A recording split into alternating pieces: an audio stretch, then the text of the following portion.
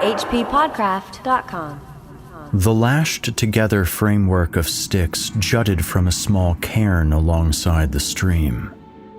Colin Leverett studied it in perplexement. Half a dozen odd lengths of branch, wired together at cross angles for no fathomable purpose. It reminded him unpleasantly of some bizarre crucifix, and he wondered what might lie beneath the cairn. It was the spring of 1942, the kind of day to make the war seem distant and unreal, although the draft notice waited on his desk. In a few days, Leverett would lock his rural studio, wonder if he would see it again, be able to use its pens and brushes and carving tools when he did return. It was goodbye to the woods and streams of upstate New York, too. No fly rods, no tramps through the countryside in Hitler's Europe. No point in putting off fishing that trout stream he had driven past once, exploring back roads of the Otsilic Valley.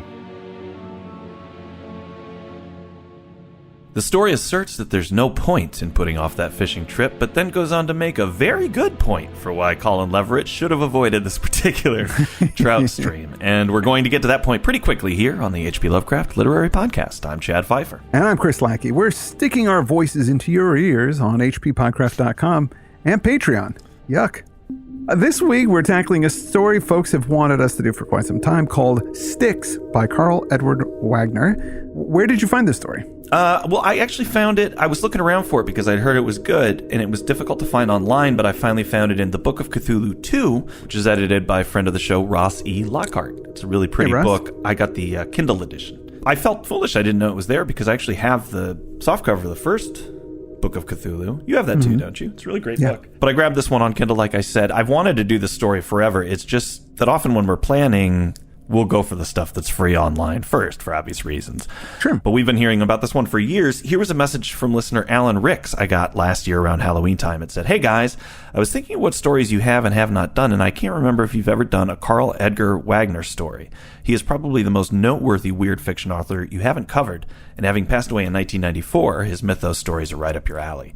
Now he is remembered more for his sword and sorcery Kane cycle, but he had many mythos stories as well, and was instrumental in editing and guiding both the weird fiction and sci-fi literary traditions for decades. The one that springs to mind most readily is Styx, a staple of many Cthulhu mythos collections and the obvious basis of The Blair Witch. In it, you have many Lovecraft connections, including a nod to either Lovecraft himself or August Derleth, depending on who you associate the narrator with. It's a perfect fit for you.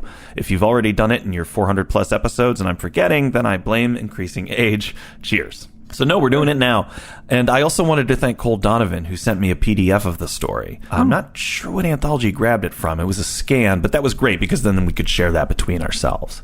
So thank you, Cole. That was really nice of you to do. There's a bio on Wagner in that as well, right? Dr. Karl Edward Wagner is a physician with a deep misunderstanding of human nature and human fears. I read that line and I thought, is that a typo?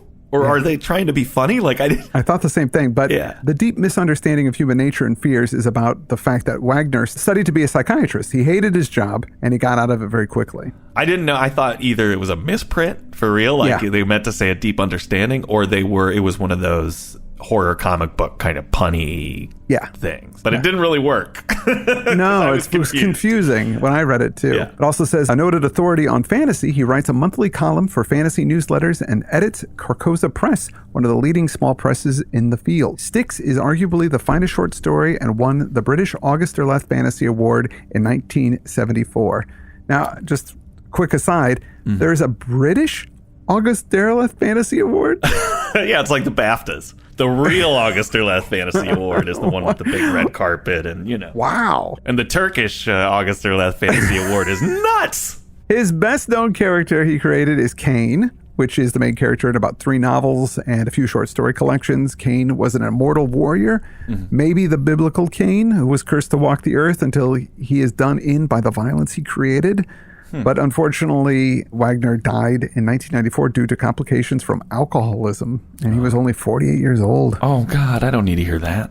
No. You know what I was happy to hear was the voice of our reader. Yes, that was Eric Peabody returning to the show. It was. It's so great to have him back. I've actually been working with Eric. He's the man behind Viking Guitar, both the awesome video game metal band and the audio production studio.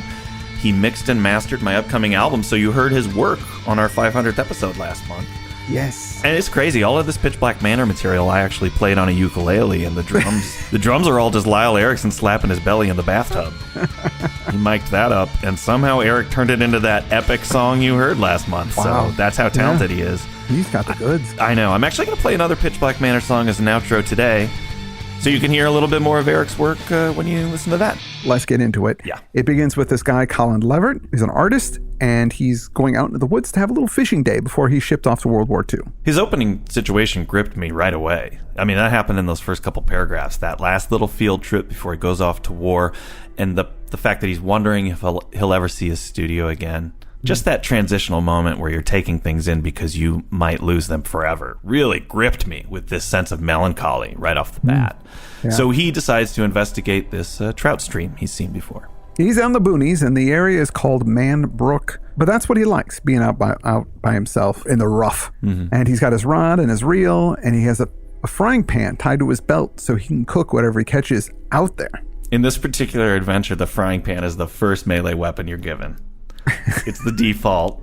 You know, most people ditch it. They go right for the enchanted dagger that's in the outhouse, just off to the right of the stream. There's a few gold coins and a loaf of bread in there, too. But Leverett doesn't know that it's there. This is his first life. We're getting the benefit of this walkthrough. As he's making his way to this fishing spot that he's found on some old geographical surveys, he comes across these weird wooden things. They're wooden boards nailed to sticks, and they're put up all around. And he also finds lattices made with these sticks, and they're newish. Not some ancient thing. Supposedly, the first season of True Detective took their ideas from this story for the stick things that they had the Yellow King cultist make. Yeah, all I could think about was Blair Witch. It's such an effective horror strategy doing this. I'm looking at this thing. Clearly, there was intent in making it, but it's not functional, which means it's either cultural, like a piece of art, or it's devotional. But I don't recognize it, and that scares me. And I feel like that's a primal fear, actually. Because, like, dealing with abstract iconography seems like that should be intellectual horror, but it's not.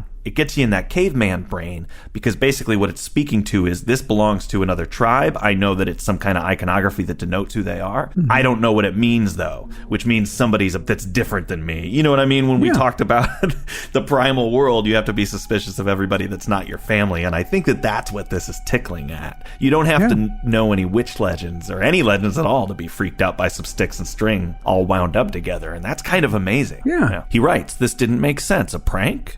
But at whom? A child's game? No, the arrangement was far too sophisticated. The calculated angles and lengths, the designed intricacy of the maddeningly inexplicable devices. There was something distinctly uncomfortable about their effect."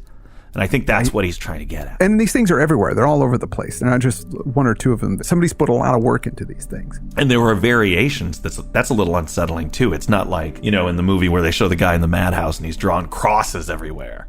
Yeah. These things are all they're all different, right? Yeah. Some of them are just a couple of sticks. Some of them are really complicated. And here's my favorite bit of writing in the story. Basically, the delicious reduction of all that crap I was talking about a second ago. It says, "It should have been ridiculous. It wasn't." Mm-hmm. That's good writing. Yeah, it's really good writing. He continues on to the fishing spot and comes across the ruins of a house. It was an unlovely colonial farmhouse, box-shaped and gambrel-roofed, fast falling into the ground. Sounds very Lovecraftian. Yeah, gambrel roofed. That's very Lovecraftian. In fact, I actually found out, I don't know if you know this, but The Gambler by Kenny Rogers, that song actually came out, it was a misprint originally for another song he wrote called The Gambrel, which was about how to build a gambrel roof. You gotta know when to slope them. It was just like instructional for people. Oh. But he saw the misprint and he thought, oh man, The Gambler, that's kind of a better idea. So that's how we got that hit song.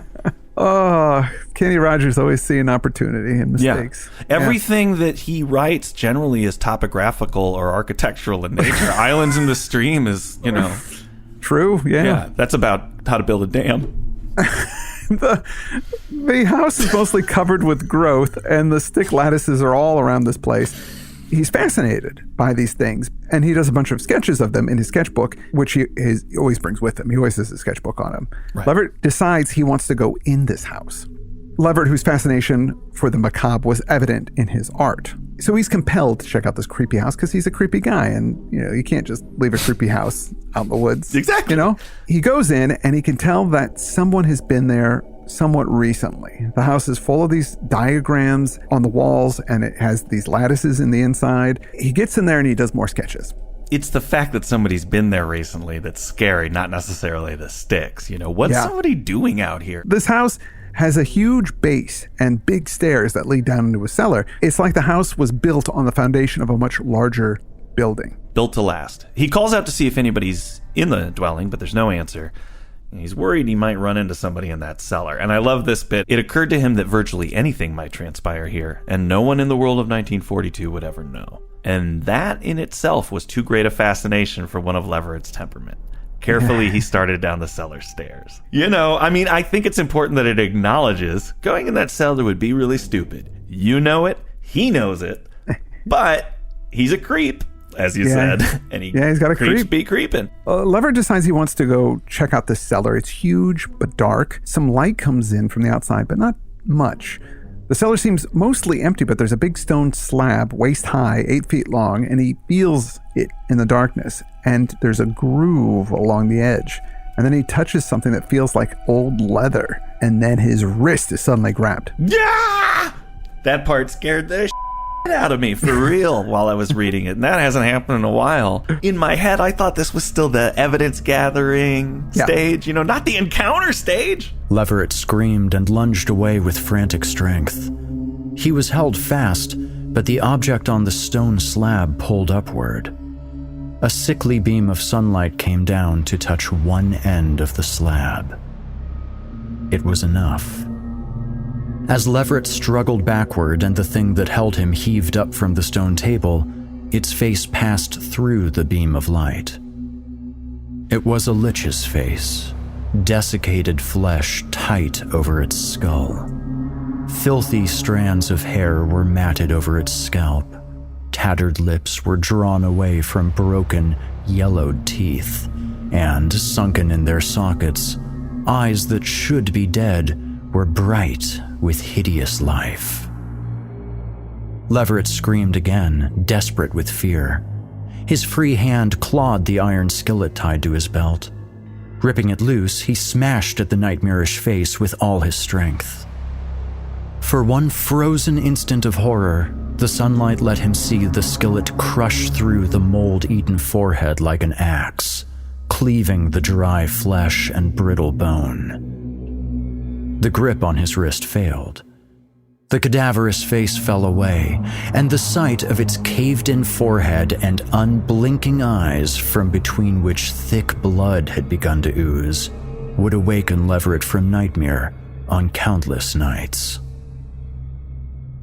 Wow. It's a lich. Yeah. Like full-on D&D lich. And I was thinking, I go, well, that's a very D&D. I never hear that word outside of Dungeons & Dragons. Mm-hmm. And I looked it up, and this story came out the same year Dungeons & Dragons did, 1974. So I'm sure that maybe it was in the zeitgeist, the idea of liches, or in the world of fantasy. I need to do a little research into the lich and where that came from. Yeah, because it made me wonder, what audience is he writing this for? I think it was published in a journal called Whispers. It would be an audience that would be a little sophisticated about horror terms, but he throws it out there as if you're expected to know what that is. And at a certain age, I wasn't a D&D player. Well, again, this is the same year that came out, but I just wouldn't have known what that was. You can infer what it is, I think, pretty easily.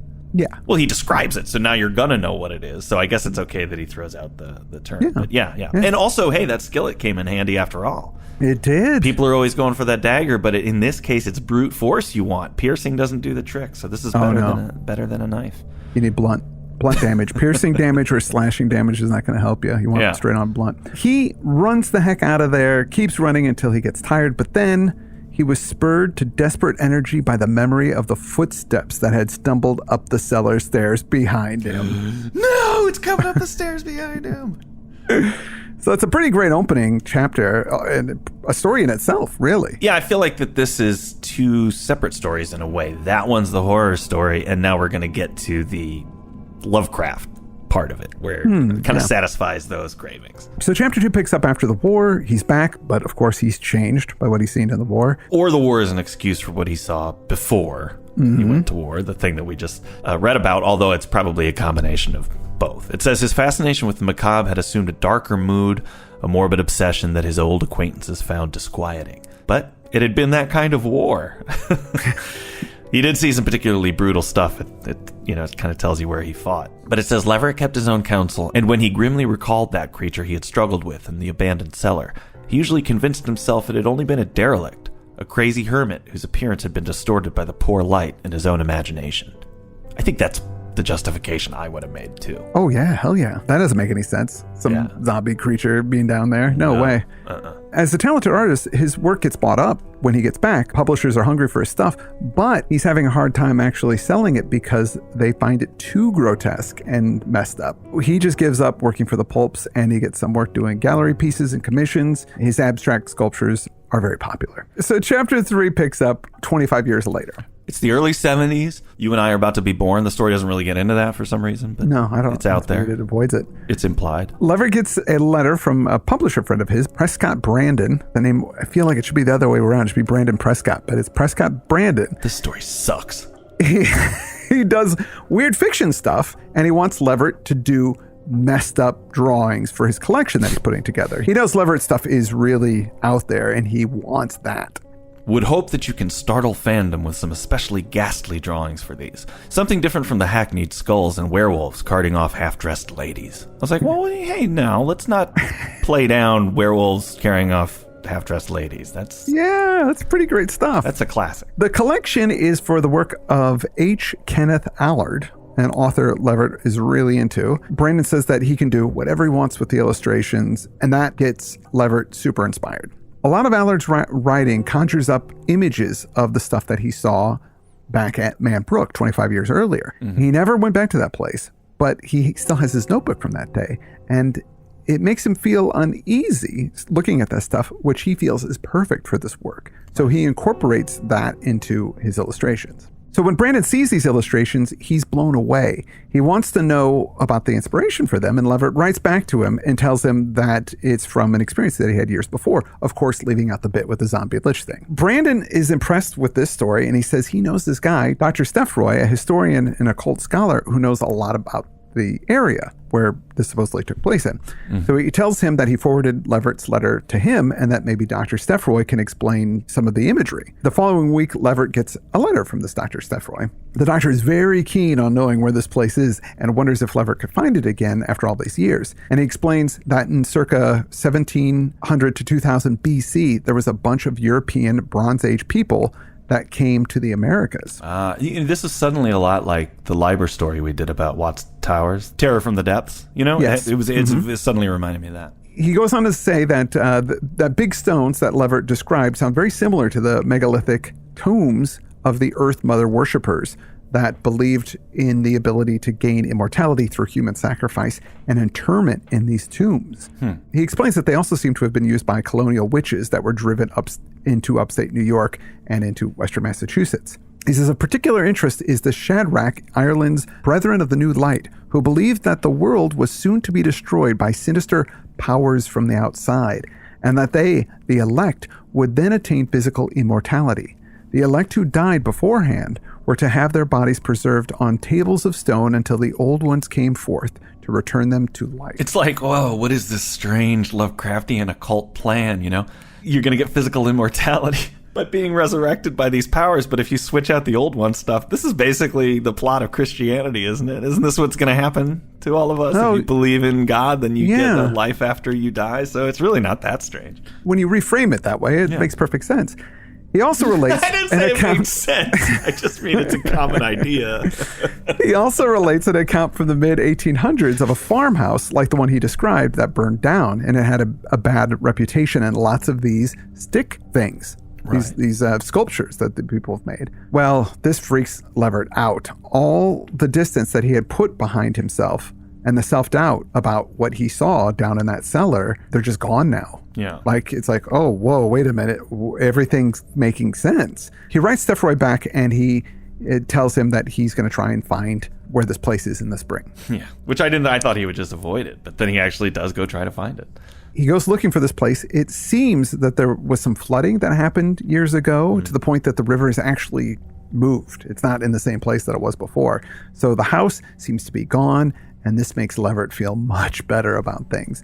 He writes Steffroy about his situation and explains it. Steffroy writes back and confirms his account of the flooding, but more importantly, 2 nights prior, Prescott Brandon was brutally murdered in his office, and the place was ransacked. Like so many of these stories, there's this creeping conspiracy. So we know Prescott had those illustrations since he was editing the collection of this author's work. Somebody either wanted them or didn't want him to have them. Yeah. This is a lot like the Liber stuff. So it says, police believe the killers were high on drugs from the mindless brutality of their crime. Listen, the answer's simple. They were high on drugs. Steffroy writes, I had just received my copy of the 3rd Allard volume, Unhallowed Places, a superbly designed book, and this tragedy becomes all the more insufferable with the realization that Scotty will give the world no more such treasures. Wow. Leverett recalls that the last letter he received from Brandon said something about this guy, a Major George Leonard, who wanted to know about the sticks and where to find Leverett. Brandon didn't tell him. It's one thing to have somebody sniffing around who might be a cultist, but a major? That's trouble.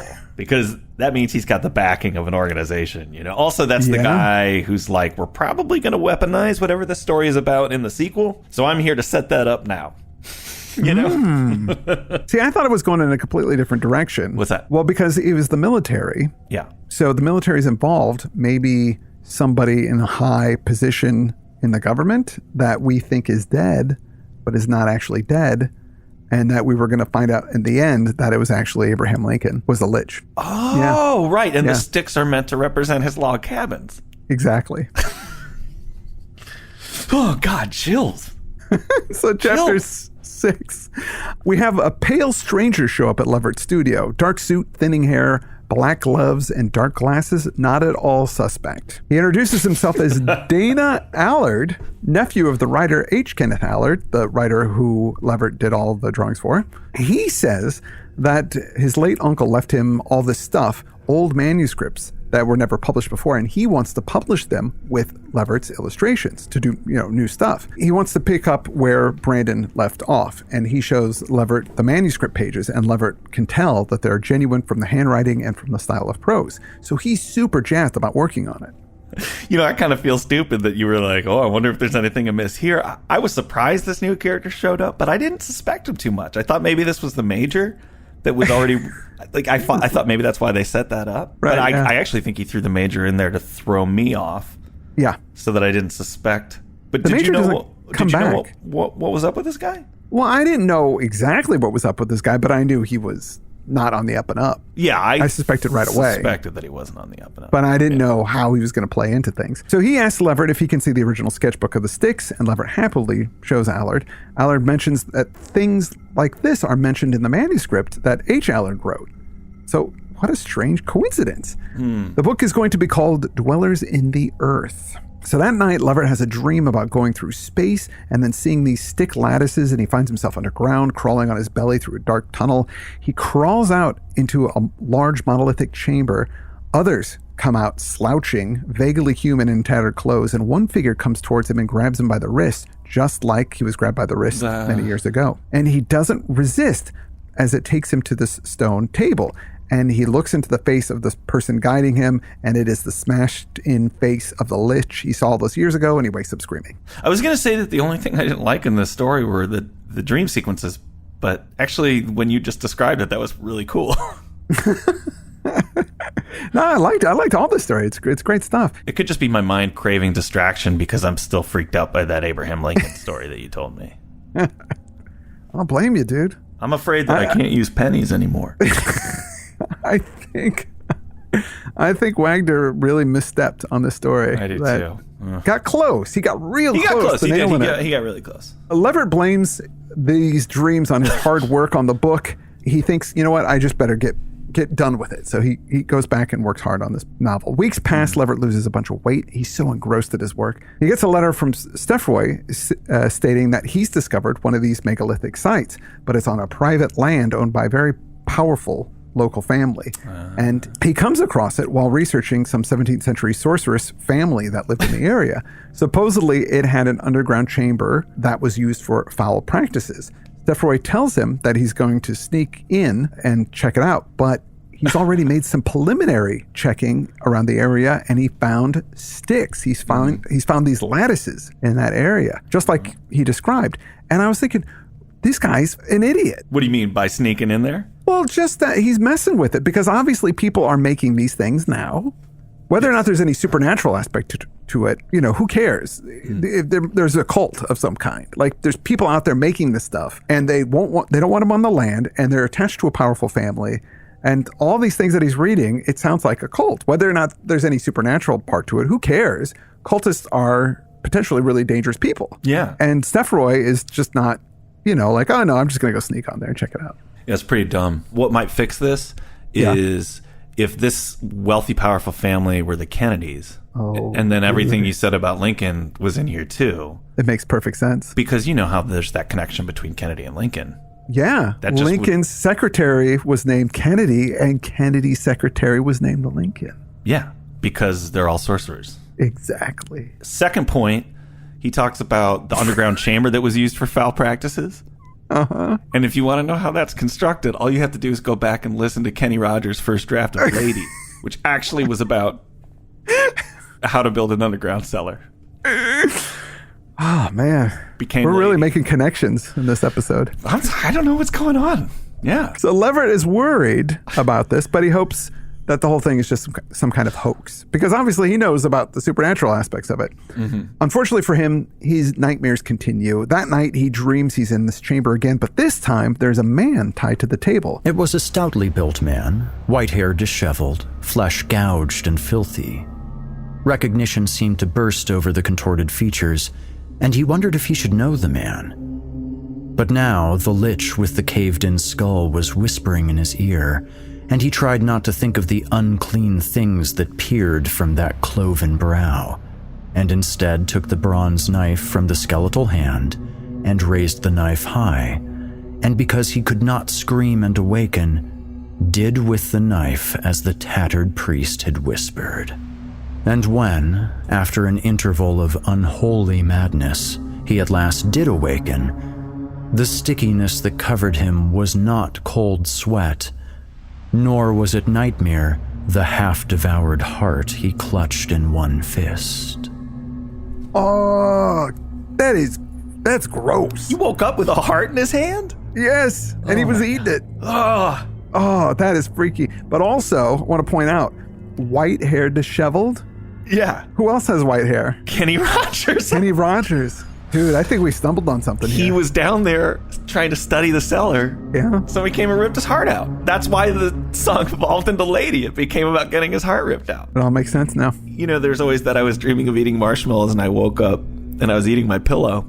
Yeah. Like here he's dreaming about eating a heart and he wakes up and he's eating a heart. It's kind of shocking as a result, Yeah. You think, oh, my feet are dirty, or it's going to be something like that. But no, he's covered in blood and has a half-eaten heart. Like, wow. It's really good stuff. I know we're being silly with it, but the story itself is great. The story is great. So he scrubs himself raw in the shower, wishing that he could vomit. He says he disposed of the shredded lump of flesh, which I imagine means he put it in the garbage, but he's not specific. So I just imagine he ran to that shower so fast he just dropped it in the cup with the toothbrushes or something. That heart's out there in the bathroom somewhere. He hears on the radio that Dr. Steffroy was found crushed beneath a fallen granite slab near Whately, which was that place that he was looking at. Leverett is able to pull himself together, and he drives to Dr. Allard's old stone house. Oh, no. Dana is pleased to see him, and he tells him that the books are finished and that he has them right there. And Leverett says to Dana, burn them all. They killed Scotty. They killed Steffroy. They're on to me, and they'll kill you if you release this book. Dana tries to calm him, and he tells him to come down in the cellar to see the books. It's this large stone cellar. Dana picks up one of the books. He signs it and tells Leverett that he was right about the glyphics. He's like, what? What's going on? And then he looks at the signature, and the signature is that of H. Kenneth Allard. Allard was speaking. Leverett saw places where the hastily applied flesh-toned makeup didn't quite conceal what lay beneath.